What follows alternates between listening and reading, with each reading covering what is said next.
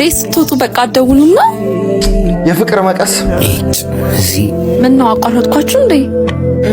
ወረተ አላቋረጥሻቸው። ሰሚኛለሽ? ሁለተኛ እሷ እያለች እንዳትጠሪ እኮ እንደምትመጣ አላውቅም። ቆይ እኔና አንቺ መቼ ነው የራሳችን ጊዜ የሚኖረን? እሺ አሁን ናፍቀኸኛል፣ እንገናኛለን። ጓደኛሽ ማትመጣ ከሆነ እንገናኛለን። ያሳደደሽ ጓደኛው አይደል? የት ነሽ? አሪዬ ወዴት ልሄድሽ ነው? በእናትሽ አብረን እንሂድ። እንዴ ሌላ ቦታ ነኝ አትይም እንዴ?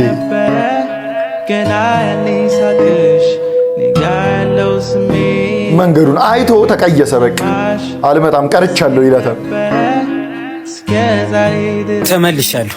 ብቻሽን ስትሆኝ ደውይልኝ እሺ?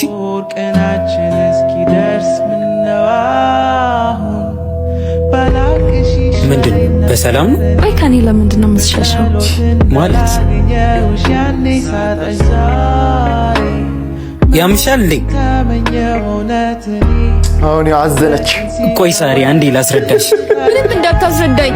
ለካ ብልግና እንደታወቅብህ ነው እሷ አትምጣ ብትለው። ባለጌ አይደል ጓደኛሽ እንጂ ከጓደኛሽና ከኔ ደግሞ መምረጥ ይኖርብሻል።